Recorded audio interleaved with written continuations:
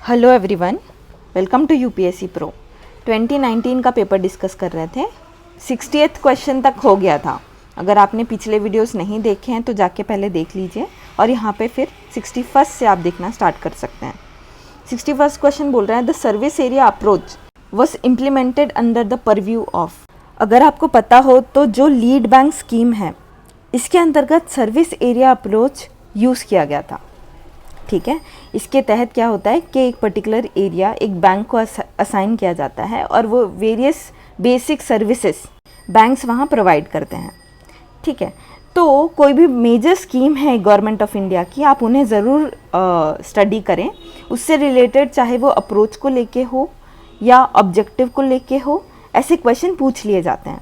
अब यहाँ पे आप बाकी 3 ऑप्शंस देखें, ये MNREGA, skill development mission, rural development programme, ये सबको भी आप डिटेल में स्टडी कर सकते हैं। 62nd देखें, with reference to management of minor minerals in India consider the following statement. Sand is minor mineral according to prevailing law in the country. ये सही स्टेटमेंट है। If you have read about it, आपको ये idea होगा कि sand minor mineral है। According to mines and minerals act 1957, जो sand या क्ले या जो जनरल ग्रेवल बोले हम जिसको, ये माइनर मिनरल्स है। हालांकि माइनर मिनरल्स यहाँ पे क्लियरली डिफाइंड नहीं है, ये बात ध्यान में रखें। आगे अगर ऑप्शन ऐसा क्वेश्चन फिर से आता है तो क्लियरली डिफाइंड नहीं है, बट जो भी नोटिफाई हुए हैं बाय सेंट्रल गवर्नमेंट, ठीक है, सेंट्रल गवर्नमेंट नोटिफाई करती है। इनके अलावा जो भी बचे हुए मिनरल्स हैं वो मेजर मिनरल्स हो जाते हैं। ठीक है, यही बात है। फर्स्ट स्टेटमेंट यहाँ पे राइट है, फर्स्ट राइट है, तो बी और सी एलिमिनेट होते हैं।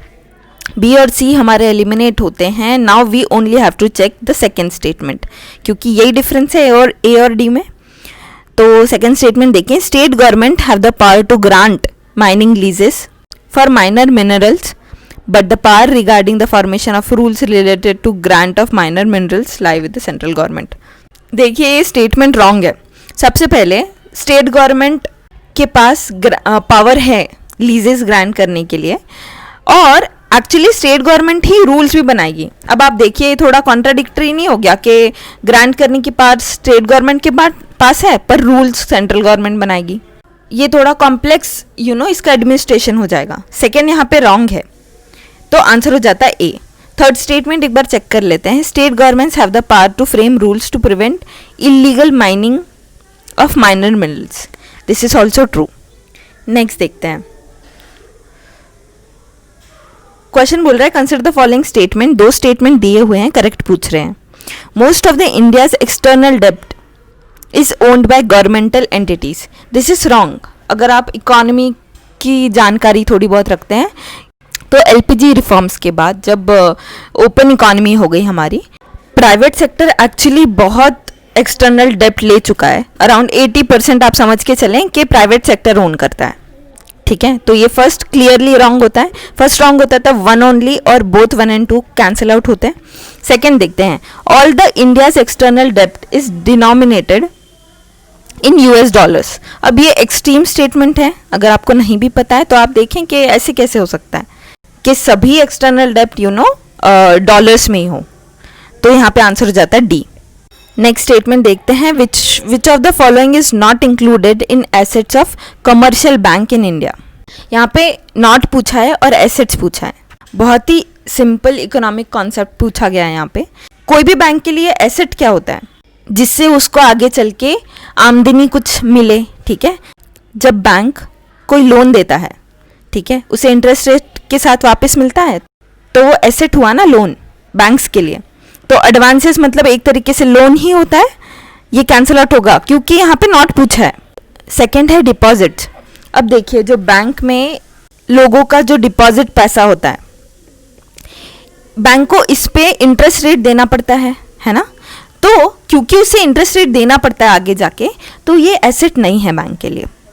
अगर आपको यहाँ पे कंफ्यूजन हो रहा हो तो आप बाकी स्टेटमेंट्स भी चेक करें और फिर एलिमिनेट करने का ट्राई करें। तो देखिए, इन्वेस्टमेंट्स ये भी एक्चुअली एसेट है बैंक्स के लिए, क्योंकि इन्वेस्ट करेंगे उनको आगे जाके डिविडेंड प्रॉफिट जो भी है वो मिलता है। लास्ट देखिए, money at call and short notice.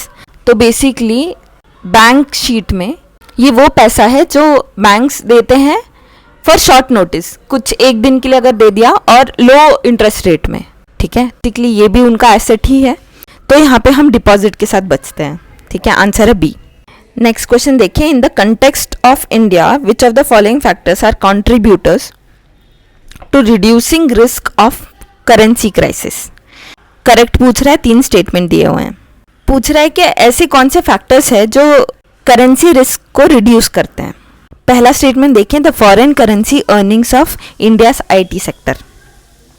Yes, this is true, forex बढ़ता है इससे, है ना, और हमारा जो करेंसी क्राइसिस है वो न्यूट्रलाइज हो सकता है, वो बैलेंस हो सकता है। अब यहाँ पे थर्ड स्टेटमेंट देखिए, रेमिटेंस ऑफ इंडियंस अब्रॉड।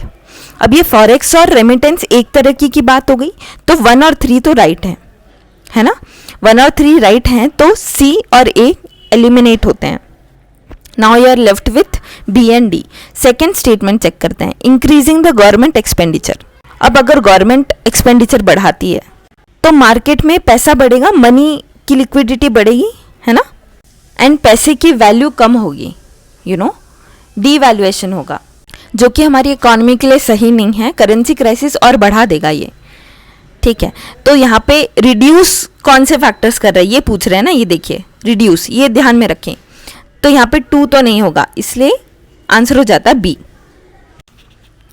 66 देखेंगे, which one of the following suggested that the governor should be eminent person from outside the state and should be detached figure without the intense political links and should not have taken part in politics in recent past.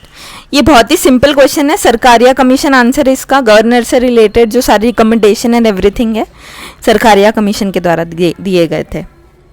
Next देखें, which of the following is issued by registered foreign portfolio investors to overseas investors who want to be part of Indian stock market without registering themselves directly. Without registering directly ये आप पता कर लें कि ये participatory notes हैं, ये सेबी के साथ रजिस्टर नहीं होते हैं, हेज फंड्स इनके थ्रू ही एंटर होते हैं, ठीक है। नेक्स्ट देखते हैं 68, consider the following statement as per the law the compensatory afforestation fund management and planning authority exist at both national and state levels. Now this is true, ये आपने पढ़ा होगा कैंपा के बारे में। सेकेंड देखिए, peoples participation is mandatory. Now इसके पहले भी एक क्वेश्चन था पीपल्स पार्टिसिपेशन के बारे में, वॉलंटरी होता तो हम समझ सकते थे, मैंडेटरी यहाँ पे गलत हो जाएगा, ठीक है, फोर्स नहीं किया जा सकता ये वाली चीज़ें, तो आंसर हो जाएगा ए। नेक्स्ट क्वेश्चन देखें 69th, in India which of the following review the independent regulators in sectors like telecommunication, insurance, electricity. Telecommunication के लिए ट्राई है, इंश्योरेंस के लिए मैं बात करूँ तो IRDA है।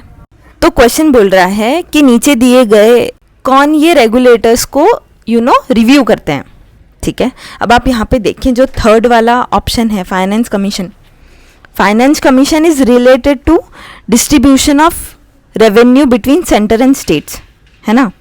ये एक्चुअली यहाँ पे रिव्यू नहीं करता है इंडिपेंडेंट रेगुलेटर्स को। 3 यहाँ पे अगर कैंसिल आउट होता है तो आपका B और C एलिमिनेट होते हैं। Now you are left with A and D। 2 तो कॉमन है ये दोनों में, तो 2 चेक नहीं करना है। अब आप देखिए, आपको चूज करना है 5th नीति आयोग और 1st ad hoc committee setup by the parliament. तो यहाँ पे अगर 2 स्टेटमेंट राइट है, parliamentary department related standing committees, तो दूसरा भी कोई कमिटी हो सकता है ना। नीति आयोग से ज़्यादा प्रिफर हम ये फर्स्ट ऑप्शन को करेंगे, बस सिंपल सा एक लॉजिक है, आंसर हो जाता है ए। नीति आयोग वैसे भी वो फेडरल स्ट्रक्चर रिप्रेजेंट कराता है, वो रेगुलेटर्स को रिव्यू करने की बात अगर आती है तो हम लोग फर्स्ट इसे चूज करेंगे, ठीक है। नेक्स्ट और लास्ट देखते हैं 70th क्वेश्चन हमारा, with reference to India's 5 year plans which of the following statement are correct. 3 statement दिए हुए हैं, करेक्ट पूछ रहे हैं, ठीक है, ध्यान से पढ़ेंगे। यहाँ पे थर्ड स्टेटमेंट एक बार देखें, in the 5th 5 year plan for the first time financial sector was included as integral part of the plan. अगर आपको पता हो तो 4th 5 ईयर प्लान जो कि 69 से 74 के दौरान हुआ, इसमें सेल्फ रिलायंस की बात की गई और गरीबी हटाओ की बात की गई, तो फाइनेंशियल इंक्लूजन की बात की गई थी, तो 5th के पहले ही इंट्रोड्यूस हो चुका था। थर्ड स्टेटमेंट यहाँ पे रॉन्ग होता है, तो C और D एलिमिनेट होते हैं। टू राइट है हमारा, फर्स्ट चेक करेंगे। From the second 5 year plan there was a determined thrust towards substitution of basic and capital good industries. This one is right। जो सेकेंड 5 ईयर प्लान था वो basically Mahalanobis model के ऊपर based था, जहाँ पे इंडस्ट्रीज को प्रायोरिटी दी गई रादर देन एग्रीकल्चर। ये सेकेंड 5 ईयर प्लान में हुआ, तो 1 इज ऑल्सो ट्रू, आंसर हो जाएगा ए।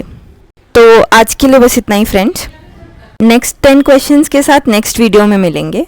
इन वीडियोस के आपको नोटिफिकेशन चाहिए तो सब्सक्राइब कर ले चैनल को। वीडियो पसंद आया तो लाइक ज़रूर करना। Thank you so much.